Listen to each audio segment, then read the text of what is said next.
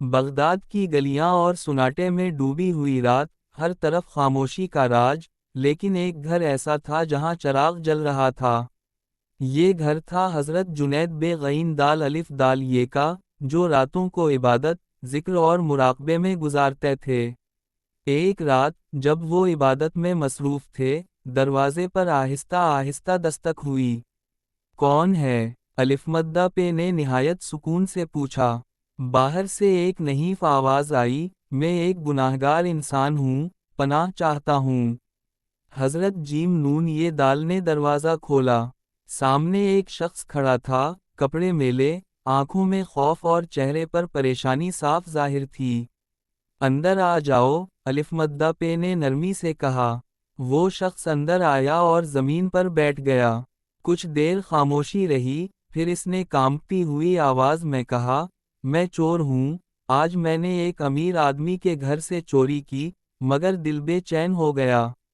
ایسا لگا جیسے کوئی اندر سے مجھے روک رہا ہو۔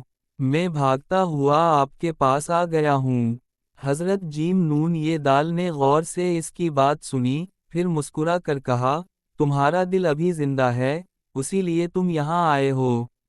چور حیران ہو گیا۔ وہ سزا یا ڈانٹ کی توقع کر رہا تھا، مگر یہاں تو محبت اور سکون تھا۔ حضرت جیم نون یہ دال نے کہا، اگر تم واقعی توبہ کرنا چاہتے ہو، تو ایک شرط ہے۔ چور نے فوراً کہا، میں ہر شرط ماننے کو تیار ہوں۔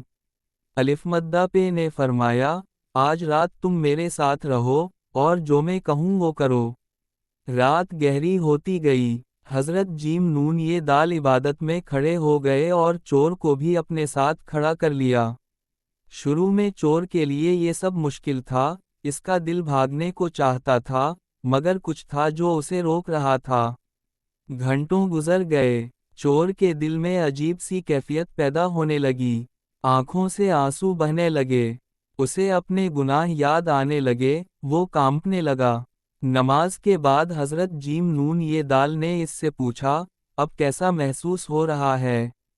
چور رو پڑا، ایسا لگتا ہے جیسے میرا دل صاف ہو گیا ہو، میں نے کبھی ایسا سکون محسوس نہیں کیا۔ حضرت جیم نون یہ دال نے فرمایا، یہ اللہ کی رحمت ہے۔ اب تمہارا اگلا امتحان ہے۔ چور نے حیرانی سے پوچھا، وہ کیا؟ الف مدہ پہ نے کہا، جو کچھ تم نے چرایا ہے، واپس کرو، اور جس کا حق ہے اسے لوٹا دو۔ یہ سن کر چور کے چہرے کا رنگ بدل گیا۔ اگر میں پکڑا گیا تو مجھے سزا ہو جائے گی۔ حضرت جیم نون یہ دال نے پرسکون لہجے میں کہا، جو اللہ کے لیے سچائی اختیار کرتا ہے، اللہ اس کی حفاظت کرتا ہے۔ چور ساری رات سوچتا رہا، آخرکار اس نے فیصلہ کر لیا۔ اگلی صبح، وہ چوری کا سامان لے کر اس امیر شخص کے گھر پہنچا۔ دروازہ کھٹکھٹایا۔ جب دروازہ کھلا، تو اس نے ساری حقیقت بیان کر دی۔ گھر والوں کو پہلے تو غصہ آیا، مگر جب انہوں نے اس کی سچی توبہ دیکھی، تو حیران رہ گئے۔ انہوں نے اسے معاف کر دیا۔ چور کی آنکھوں سے آنسو جاری تھے۔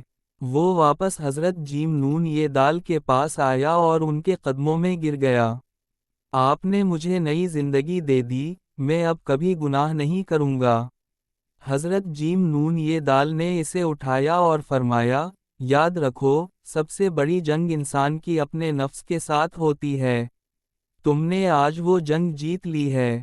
سبق: سچی توبہ انسان کو بدل دیتی ہے۔ اللہ کی طرف ایک قدم بڑھاؤ، وہ تمہاری طرف 1000 قدم آتا ہے۔ اچھے لوگوں کی صحبت زندگی بدل دیتی ہے۔